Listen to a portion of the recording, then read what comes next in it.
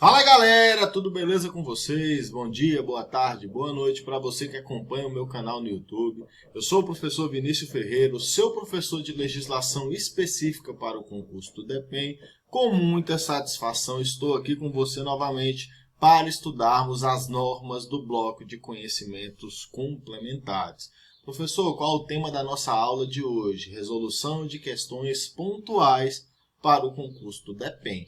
Galera, não é novidade para nenhum de vocês, o bloco de conhecimentos complementares, a minha parte que eu leciono aulas, é a mais importante para o concurso do DEPEN, tem peso dobrado, cada questão vale 1,5 ponto, as demais questões valem apenas 0,75, que vai fazer toda a diferença na sua prova, é como você vai se sair nessa parte aí desse certame. Então, galera, tem que se preparar, tem que treinar, tem que praticar. Não adianta apenas estudar a teoria, tem que aplicar o conhecimento, tem que fazer muitas questões. E é isso que eu pretendo fazer com você aqui no meu canal. Sempre coloco questões também com os meus simulados. Galera, você vai fazer da seguinte forma nesse vídeo. Você vai baixar o material referente a essa aula. Está na descrição do vídeo, é gratuito, baixa lá. Você vai resolver as questões sozinho, depois você volta para acompanhar os comentários. Então põe pausa no vídeo aí, vai lá, pegue o seu material, responda as questões e depois volte aqui comigo.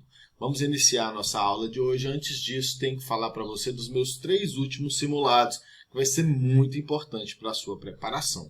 Então vem comigo, vamos iniciar a nossa aula, resolução de questões aí para o concurso do DEPEN. Galera, se tiver Instagram, me segue lá, professor Vinícius Ferreira. Nessa rede social, sempre que possível, estou postando dicas aí para esse concurso. Qualquer dúvida, meu e-mail segue na tela para esclarecimentos. Galera, tenho que falar para você dos meus 3 últimos simulados, que é o simulado de número 10, de número 11 e de número 12. Eles são muito importantes para a sua futura aprovação no concurso do DEPEN. Galera, o simulado 10, ele aborda todas as normas da parte DEPEN. Lembrando aí que o bloco de conhecimentos complementares tem 2 partes, tem a parte de execução penal, tem a parte do Departamento Penitenciário Nacional. Esse simulado 10, ele aborda todas as normas da parte do Departamento Penitenciário Nacional.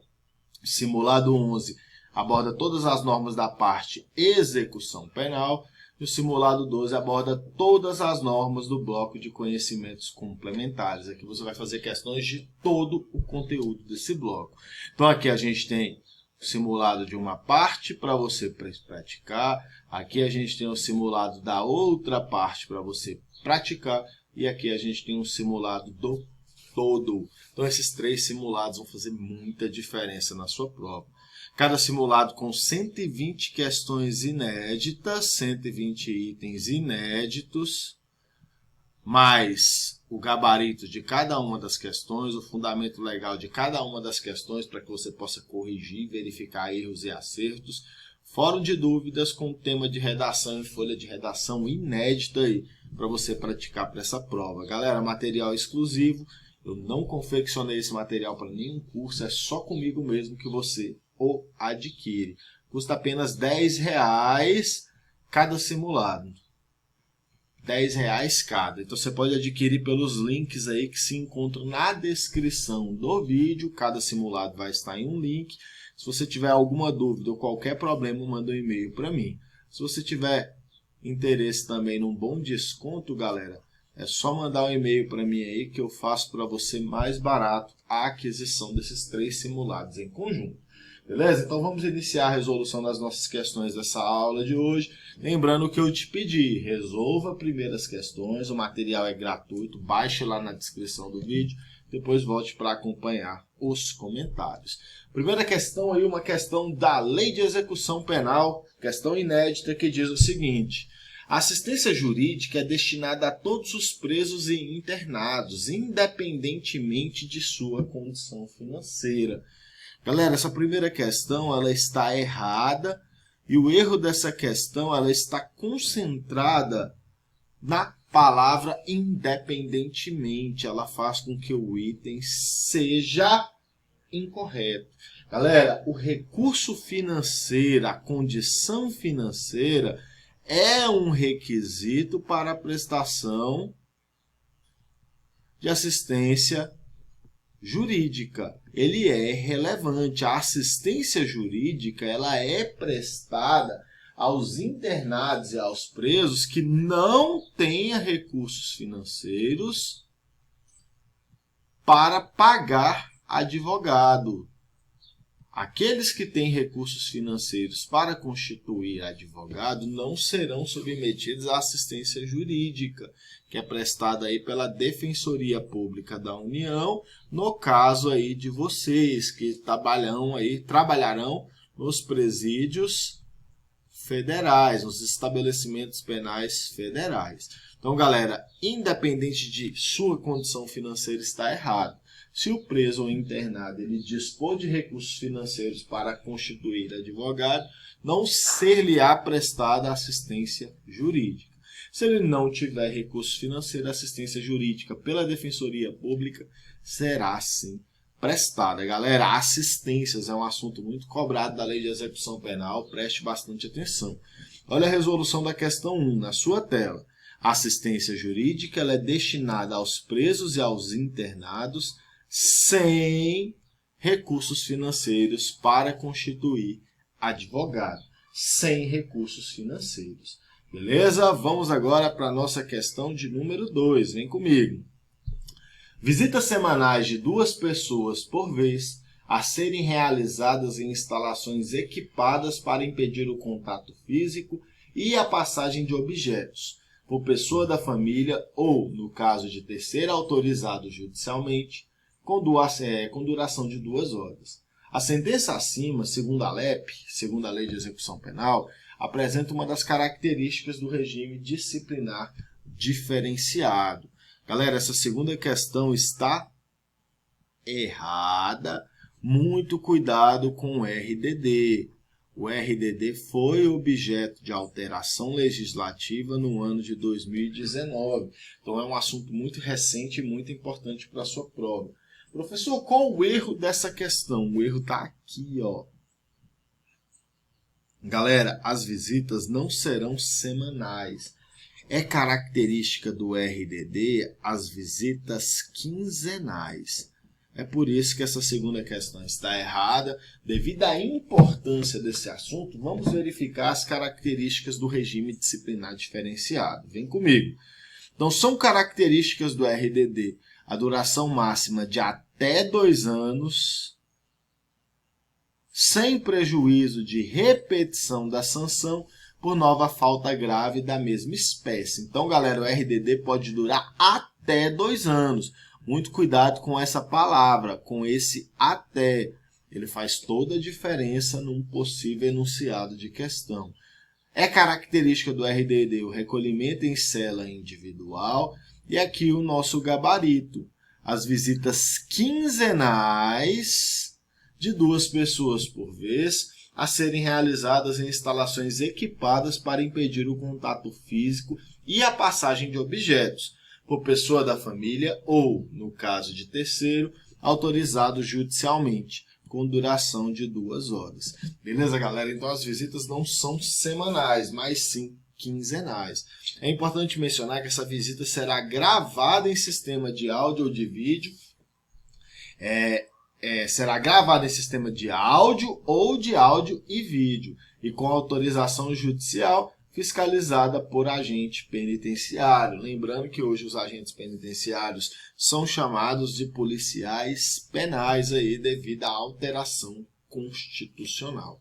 Beleza, galera? Então, essa visita ela será gravada em sistema de áudio ou sistema de áudio e vídeo. Tranquilo? Pessoal, continuando aqui com a resolução da questão 2, com as características do RDD, a gente ainda tem o seguinte: direito do preso à saída da cela por 2 horas diárias para banho de sol, em grupos de até 4 presos, desde que não haja contato com presos do mesmo grupo criminoso.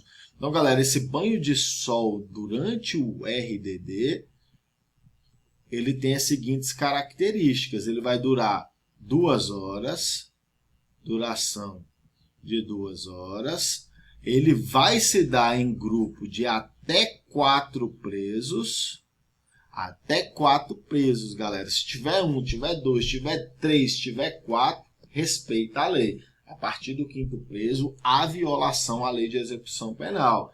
E não pode haver contato do mesmo grupo criminoso. Beleza? Não pode ter contato. Então, pode ter contato de presos de grupos criminosos diferentes? Pode. O que não pode ter é contato de presos do mesmo grupo criminoso. Beleza? Galera, é característica da RBD as entrevistas sempre monitoradas, exceto aquelas com seu defensor em instalações equipadas para impedir o contato físico e a passagem de objetos, salvo expressa autorização judicial em contrário. Galera, muito cuidado. O SEBRASP adora cobrar exceções. Então, quando o enunciado de uma norma, de uma questão, tiver as palavras exceto, salvo, ressalvado, você vai ligar o seu sinal de alerta. Fiscalização do conteúdo da correspondência é uma outra característica do RDD e a participação em audiências judiciais, preferencialmente por videoconferência, garantindo-se a participação do defensor no mesmo ambiente do preso. Galera, cuidado, há uma preferência para audiência por videoconferência. Não há uma obrigatoriedade. Beleza? Se cai aí na sua prova falando que há a obrigação de que as audiências sejam por videoconferência, o item vai estar errado. Então, galera, questão 2, gabarito errado. As visitas elas são quinzenais e não semanais. Vamos agora para a nossa terceira questão. Questão aí que cobra o Decreto Federal número 6049 de 2007, que é o Regulamento Penitenciário Federal. Galera, do bloco Execução Penal, a norma mais importante é a LEP. Do bloco Departamento Penitenciário Federal, a norma mais importante aí é o Regulamento Penitenciário Federal. De acordo com disposição expressamente prevista no Decreto Federal número 6049 de 2007, analise a assertiva seguinte e assinale certo ou errado. São recompensas o elogio, a concessão de regalias, a visita íntima e as atividades desportivas. Galera, o enunciado da questão fala de disposição expressamente prevista. Essa questão ela está errada. No Decreto 6049 de 2007, são recompensas previstas o elogio e a concessão de regalias. Não há que se falar em visita íntima, não há que se falar em atividades desportivas. As atividades desportivas, inclusive, podem ser inseridas dentro aí do conceito de concessão de regalias. Então, galera, a terceira questão está errada. Olha a resolução aí na sua tela. São recompensas previstas no Regulamento Penitenciário Federal o elogio e a concessão de regalias. Mais uma vez, não há previsão aí no decreto para visita íntima e nem para competições ou atividades desportivas. Beleza? Questão 3, gabarito da questão é errado. Vamos lá para a questão de número 4. Mais uma questão do Decreto 6049 de 2007, o Regulamento Penitenciário Federal, ele diz o seguinte: de acordo com o Decreto Federal número 6049 de 2007, analise a assertiva seguinte e assinale certo ou errado. Não portar ou não utilizar aparelho de telefonia móvel celular ou qualquer outro aparelho de comunicação com o meio exterior, bem como seus componentes ou acessórios, é um dos deveres dos presos condenados ou provisórios. Galera, questão 4, gabarito certo. É isso mesmo, galera. Essa questão apresenta corretamente um dos deveres dos presos que se encontram em estabelecimentos penais federais de segurança máxima. Não pode portar aparelho de comunicação. Não pode, galera. É isso mesmo. Não pode portar aparelho de comunicação com o mundo exterior, com o meio exterior. Acompanhe a resolução da 4ª questão. Então, constitui dever dos presos condenados ou provisórios não portar ou não utilizar aparelho de telefonia móvel, celular ou qualquer outro aparelho de comunicação com o meio exterior, bem como seus componentes ou acessórios. Professor, que qualquer outro aparelho de comunicação seria esse? Um rádio, por exemplo, galera. Aqueles antigos bips são exemplos aí de aparelhos de comunicação. Esses aparelhos podem ser utilizados para se comunicar com o mundo externo, com o meio exterior? Podem. Então é proibido aí e não deve o preso portar ou utilizar esses equipamentos. Então, galera, questão 4, o gabarito é certo. Vamos agora para a nossa quinta questão. A quinta questão aborda a Portaria Interministerial MJSE-DH, número 4226 de 2010. É a portaria que fala sobre o uso de força. Beleza, galera? Pelos agentes de segurança pública. Então, segundo a Portaria Interministerial, Ministério da Justiça, Secretaria de Direitos Humanos, número 4226 de 2010, é correto afirmar que todo agente de segurança pública que, em razão da sua função, possa vir a se envolver em situações de uso de força, deverá portar no mínimo 3 instrumentos de menor potencial ofensivo e equipamentos de proteção necessários à atuação específica, computando-se, neste número, sua arma de fogo. Galera, essa questão 5, ela está errada. E ela vai de encontro ao item 8 da Portaria 4226. O item apresenta 2 equívocos. Primeiro, o número mínimo de instrumentos de menor potencial ofensivo. Não é 3, mas sim 2. Os agentes de segurança pública que possam se envolver em situações de uso de força têm que portar no mínimo 2 instrumentos de menor potencial ofensivo. Galera, por exemplo, a arma de choque, uma tonfa, um bastão retrátil, tem também aí o spray de pimenta ou gás de pimenta, espargidor de pimenta, ao seu critério, tem que portar no mínimo 2. E neste número não se computa a arma de fogo. Então aí, ó, você vai entender da seguinte forma: o cara vai estar com a sua arma de fogo e ele tem que estar portando aí mais 2 instrumentos de menor potencial ofensivo. Então acompanhe a resolução da questão 5 aí na sua tela.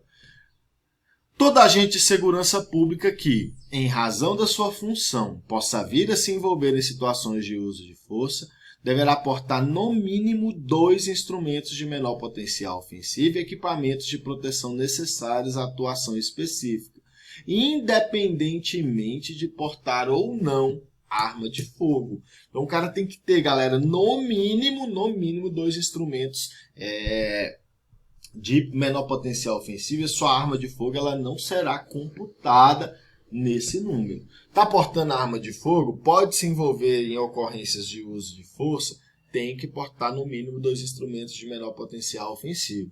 Não está portando arma de fogo por exercício da sua função, pode se envolver em ocorrências de uso de força, tem que portar também no mínimo 2 instrumentos de menor potencial ofensivo. Vamos agora para a nossa questão de número 6. Vem comigo, questão 6. Fundada suspeita de utilização de linguagem cifrada ou ocultação de itens vedados durante a visitação. Segundo a Portaria MJSP número 157 de 2019, pode-se afirmar que a sentença acima apresenta uma hipótese de suspensão ou interrupção das visitas em estabelecimentos penais federais. Galera, questão 6 aí, mais uma questão do bloco de execução penal, questão que cobra a Portaria MJSP, Portaria Ministério da Justiça e Segurança Pública número 157 de 2019, que fixa as regras aí para os procedimentos de visita nos presídios federais. Essa questão aqui, galera, ela está... é importante mencionar que esse vedado aqui, ó, significa proibido. Galera, essa questão aqui, ela está certa. A fundada suspeita de utilização de linguagem cifrada ou ocultação de itens proibidos durante a visitação é uma hipótese que admite a interrupção ou suspensão das visitas em estabelecimentos penais federais de segurança máxima. Olha a resolução da questão 6 aí na sua tela. Questão importante, galera. Muito importante essa questão aí. traz uma das principais partes aí da portaria MJSP 157 de 2019. Então, olha só a resolução. Os visitantes deverão adotar comportamento adequado ao estabelecimento penal federal, podendo ser interrompida ou suspensa a visita por tempo determinado nas seguintes hipóteses. E aqui está o nosso gabarito.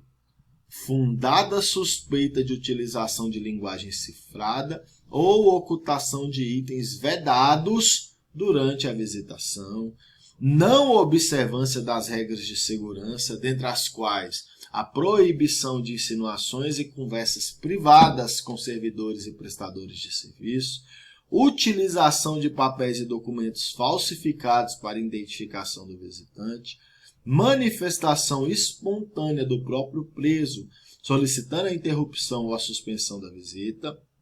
Tem mais, assistência e apoio inadequados do responsável pela criança ou interdito visitante, posse de item vedado, posse de item proibido por portaria do diretor do DEPEN, utilização de vestuário vedado, utilização de vestuário proibido por portaria do diretor do DEPEN, prática de ato obsceno e, por fim, comunicação com o preso ou com o visitante das demais cabines do parlatório. Comunicação com o preso ou com o visitante das demais cabines do parlatório. Então você acabou de ver, galera, todas as hipóteses de interrupção ou suspensão de visita aí em estabelecimentos penais federais previstos na portaria MJSP número 157 de 2019.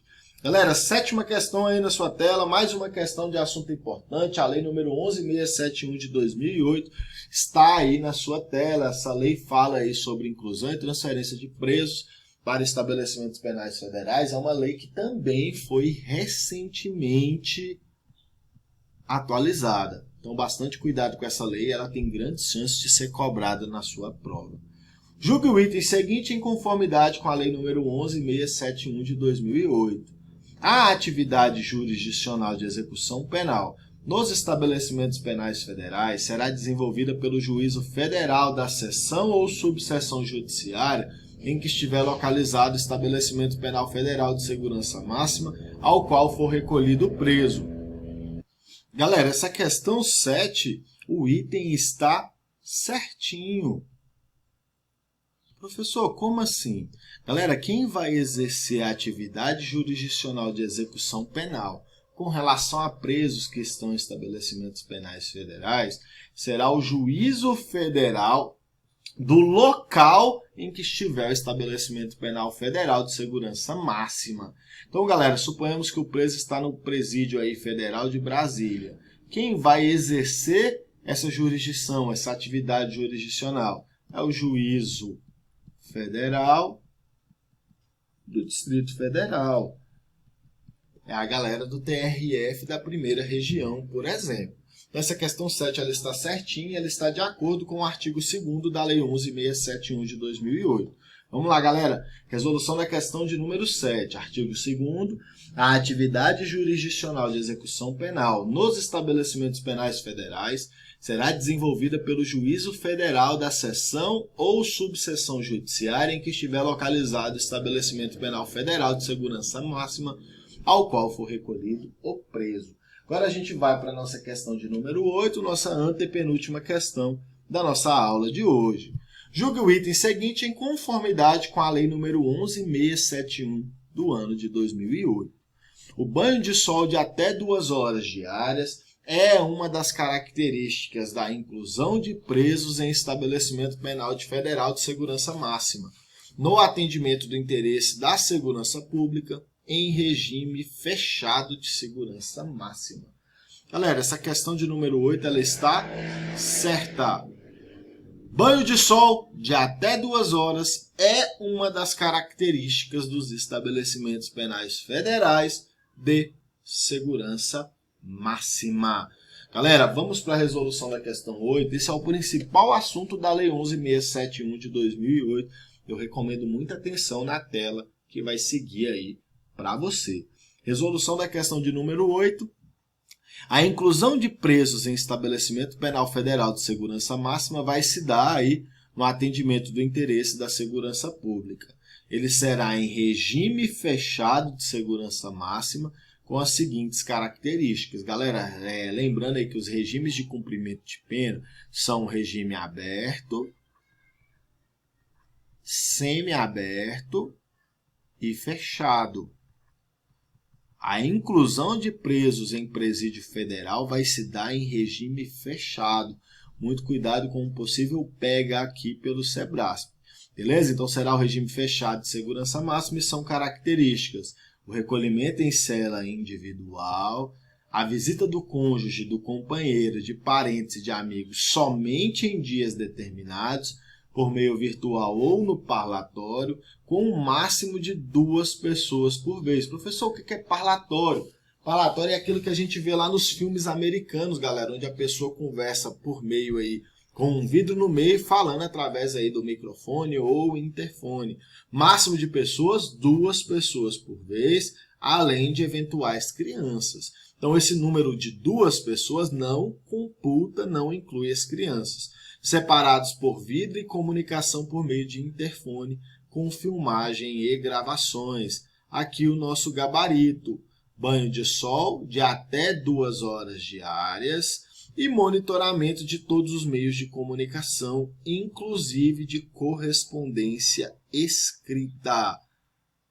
Monitoramento de todos os meios de comunicação, inclusive de correspondência escrita.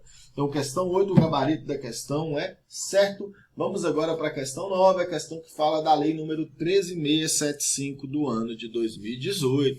Também uma norma muito importante que faz parte do bloco execução penal. Assinale certo ou errado segundo a lei número 13675 de 2018. A União, os estados, o Distrito Federal e os municípios, por intermédio dos respectivos poderes executivos e os conselhos de segurança pública e defesa social dos 3 entes federados, são integrantes operacionais do SUSP, do Sistema Único de Segurança Pública. Galera, essa questão 9 aborda um assunto importantíssimo da lei número 13675 de 2018. Ela fala aí sobre os integrantes do Sistema Único de Segurança Pública. Esses integrantes, eles podem ser aí estratégicos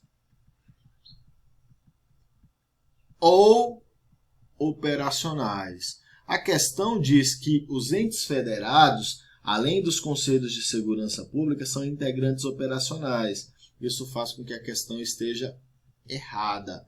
Eles são integrantes estratégicos do Sistema Único de Segurança Pública. Não há que se falar eles como integrantes operacionais. Vamos verificar agora quem são os integrantes estratégicos e quem são os integrantes operacionais do Sistema Único de Segurança Pública. São integrantes estratégicos, galera, a União, os estados, o Distrito Federal e os municípios, por intermédio dos respectivos poderes executivos, além dos conselhos de segurança pública e defesa social dos 3 entes federados, ou seja, da União, dos estados e do Distrito Federal. Esses conselhos de segurança pública, União, estados, o DF e os municípios. Os conselhos de segurança pública e defesa social desses entes federados aí, lembrando que estados e DF aí estão dentro do mesmo bolo, e são integrantes operacionais do Sistema Único de Segurança Pública, a Polícia Federal, a Polícia Rodoviária Federal, as polícias civis, as polícias militares, os corpos de bombeiros militares, as guardas municipais, os órgãos do sistema penitenciário, os institutos oficiais de criminalística, medicina legal e identificação, a Secretaria Nacional de Segurança Pública, as Secretarias Estaduais de Segurança Pública ou congêneres, a Secretaria Nacional de Proteção e Defesa Civil, a Secretaria Nacional de Política sobre Drogas, os agentes de trânsito e a Guarda Portuária. Esses sim são integrantes operacionais do Sistema Único de Segurança Pública. A União, os estados, o Distrito Federal, os municípios e os conselhos de segurança pública são integrantes estratégicos do Sistema Único de Segurança Pública. É por isso que a questão 9 está incorreta. Vamos agora para a questão 10, a nossa última questão. Questão cobra a portaria MSP número 199 de 2018. Esse aqui, ó, é o regimento interno do DEPEN. Prestar informações sobre assuntos da competência do departamento em atendimento às solicitações dos órgãos de controle interno e externo e as notificações oriundas do Poder Judiciário, submetendo estas últimas previamente à consultoria jurídica do Ministério da Justiça e Segurança Pública. Segundo a portaria MSP número 199 de 2018, a sentença acima apresenta competência do diretor-geral do DEPEN. Galera, a portaria MSP número 199 de 2018 ela não é fácil. Para mim é a norma mais complicada aí do estudo para o DEPEN. Ela cobra muita competência, muita atribuição. Isso complica bastante, gera muita confusão. Lembrando aí, galera, que tem o meu material esquematizado dessa norma. Você vai encontrar aí na descrição dos meus vídeos no canal, na aula 3 da portaria MSP número 199 de 2018, esse material custa apenas R$ 5,00 para você estudar essa norma aí com as principais atribuições, principais competências. O gabarito dessa questão aqui, galera, é certinho, de acordo com o artigo 62, inciso 18, da portaria MSP 199 de 2018. Galera, tem que estudar esse artigo 62, tem que estudar as competências aí do diretor-geral do DEPEN. É muito importante. Galera, resolução da questão 10. Ao diretor-geral incumbe, inciso 18, prestar informações sobre assuntos da competência do departamento em atendimento à solicitação dos órgãos de controle interno e externo e as notificações oriundas do Poder Judiciário, submetendo essas últimas previamente à consultoria jurídica do Ministério da Justiça e Segurança Pública. Na questão 10, ela está certinha por apresentar corretamente uma atribuição do diretor-geral do DEPEN prevista na portaria MSP número 199 de 2018. Galera, na sua tela o gabarito de todas as questões que a gente resolveu. Questão 1, 2, 3, 5 e 9 estão erradas. Questão 4, 6, 7, 8 e 10 estão corretas. Meus agradecimentos aí, pessoal. É muito importante para mim o seu acompanhamento, que você me acompanha aí no meu canal. E a minha mensagem positiva da aula de hoje é rumo ao DEPEN. Se veja dessa forma, se veja em direção ao Departamento Penitenciário Nacional como futuro policial penal federal. Beleza, galera? Então, mais uma vez, meu muitíssimo obrigado. Contem comigo nessa sua jornada. Adquira o simulado, galera. Tem aumentado demais o desempenho da galera.